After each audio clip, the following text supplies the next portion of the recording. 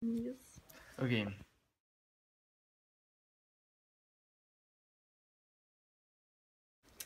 How did you come from Syria to Denmark?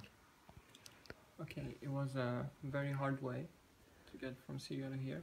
I started my trip from Syria to Lebanon, and then from Lebanon to Turkey, and then an illegal way from Turkey to Greece by boat. It was a 1 hour trip in a small boat. It was very dangerous. And then from Greece to Copenhagen illegally too, but in an airplane. Okay. How was it on the travel? All the time it was very dangerous, and we had to contact with the smugglers, and they are the worst people ever. So it was very bad and dangerous. Yeah. Okay. Can you explain how it was to be in Syria under the civil war? During the war, Yeah. yeah. Um, okay, at first it was very very bad. It started very, especially in my city. I was living in Aleppo, and it was one of the worst cities that had the war. We got used to hearing guns and bombs every time. So about every 5 minutes we hear a bomb in Aleppo exactly. Um we had we stayed there for a year with no electricity and no water. The water only comes 1 day a week, and the electricity only 2 hours a day. So it was difficult, and we were afraid to go out of the house because of the bombing. And the schools, most of the schools became refugee centers, so there were no schools to go to. Yeah, it was Yeah. very How did it look like as a? Was it the buildings? Was they bombed or? yeah. In the neighborhood I was in, it was a more safe neighborhood than others, but some of the neighborhoods were all on the ground, all the buildings on the ground. Okay. Have you got all your family with you to Denmark? I came here with my father, my brother, and my father's wife. My mother is still in Lebanon. Yeah. Okay. Why did you choose Denmark? Why not other land? On our way here, actually, when we were in Greece, especially, we made some research on the internet, and the most important thing for me is education. So I was looking for universities and something. I thought that Denmark is one of the best places to be to continue my education here. Yeah. Okay. How long time did it take to travel from Syria? From Syria to here to Denmark, it took about 1 month Okay. of traveling, 1 month and a half maybe. We stayed a couple of weeks in Turkey and 25 days in Greece. Okay. What do you think of Denmark? Do you like it? Yeah, until now everyone has been so nice to us and helpful, and everything was and still is very good here. Yeah. But we're hearing about the new rules that are coming up from the new uh, immigration minister, and it's a little bad for us, but we have to get through it. How is it going with your education? Now, I only got my residency permit last week, so I didn't get to start. I'm only learning the language here. But I've been going to Tønder Gymnasium for several weeks now. So you're learning Danish in the school? Yeah, Okay. Is it hard to learn? yeah, it's maybe the hardest language ever. Do you think that the Danish people have taken good care of you? Yeah, they were until now all very nice. Nobody has ever done anything but nice to us. Yeah, sounds good. Did you get any of your stuff with you from Syria? I got only a backpack with me, with only some of my clothes. Okay. So you don't have a lot of things here right No. now? No. How long time have you been in Denmark? And Yeah, I've been here for 8 months now. okay. But you only start your education from 2 weeks ago? Yeah, only in Tønder Gymnasium, but I've been studying in Sprogskole here from the first week. Okay. Do you mind going back to Syria when the? Do you have in mind going back to Syria when the civil or the war is over?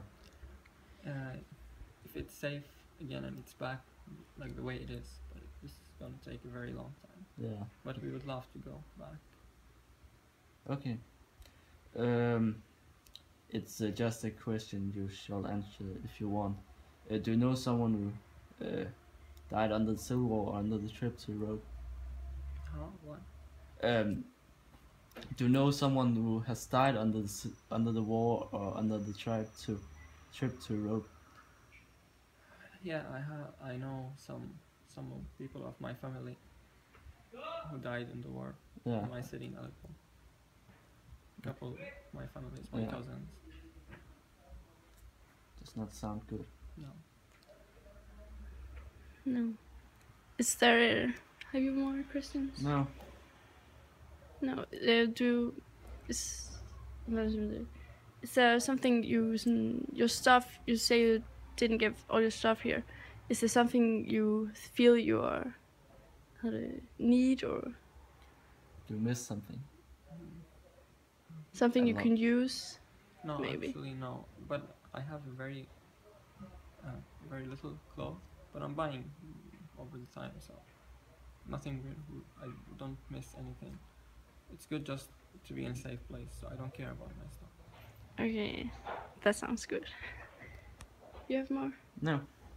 Okay. Thank you. You're very welcome.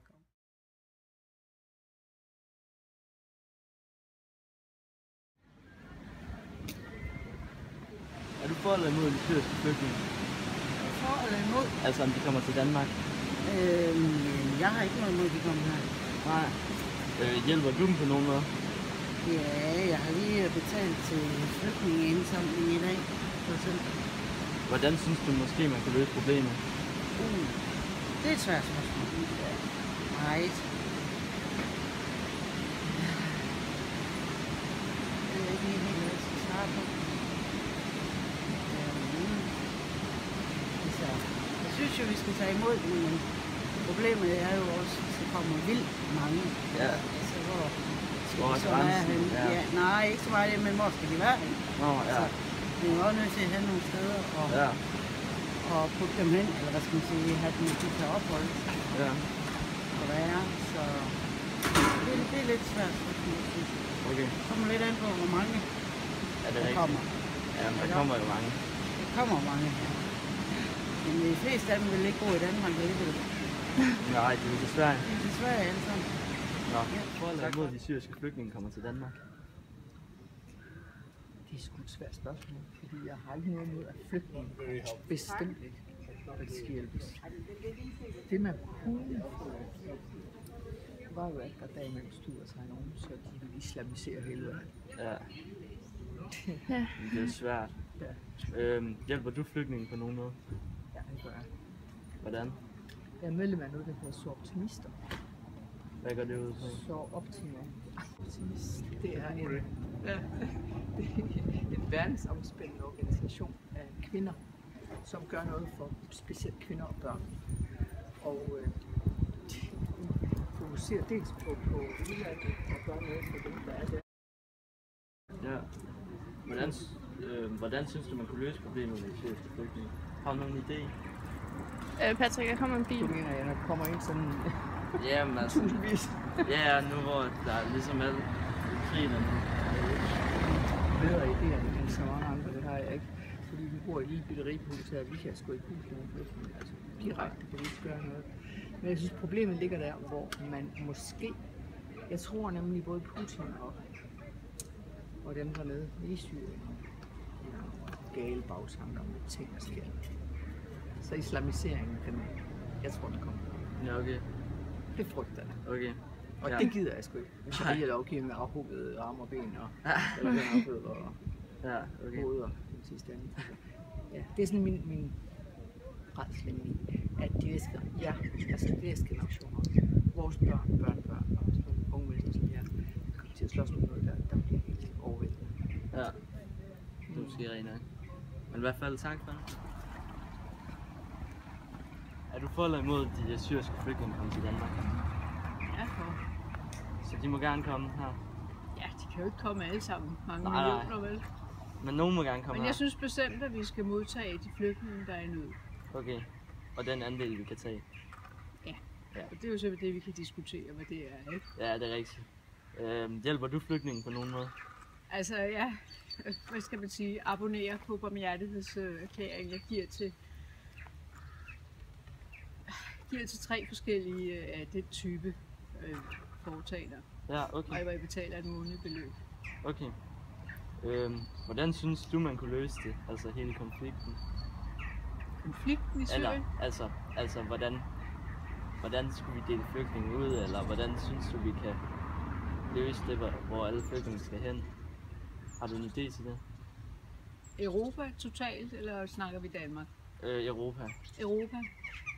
Altså jeg synes jo, at EU skulle forsøge at gennemtvinge, men altså det er jo helst nogenlunde frivilligt, altså en fast fordeling af, at hvis der kommer så mange flygtninge, så må man tage efter en eller anden procentdel, efter hvad man nu har mandskaber råd til. Ikke? Altså nogle lande er jo kæmpe store, man vil ikke tage nogen overhovedet. Ja. Og så må man sige, at folk der flygter, de flygter jo fra noget. De flygter jo ikke til noget, kan man sige. Først og fremmest flygter de fra noget, ikke? Så, Ja. altså der har jo været alt det her med Østlandene, ikke? Østeuropa vil ikke tage nogen flygtninge. Og de vil jo ikke være her alligevel, siger de så. Det er deres undskyldning, ikke? Altså, det kan ligesom ikke bruges til noget. Nej, okay. Tak for det. Mange tak. Det var det hele. Ja. Er du for eller Danmark? Det er et svært spørgsmål. Jeg har ikke noget imod det. Nej, okay. Hjælper du flygtningen på nogen måde? Jeg har penge. Ja. Nej. Har du nogen idé til, hvordan man kunne løse det? Altså med alle de her flygtninge? Ja, man kunne jo sætte militæret ind i deres land og ryge op, Ja. så de har noget at komme tilbage til. Ja. Synes jeg også kunne være en god idé. Ja. Men hvordan skal I så deles ud lige nu? Nu er der jo mange, der kommer igennem. Det er et godt spørgsmål. Og det er okay, hvis du ikke ved, eller har en idé. Det skal jo bare fordeles, så det kan hjælpes jo. Ja, bare lige lidt ud til. Ja. Ja, okay. Super.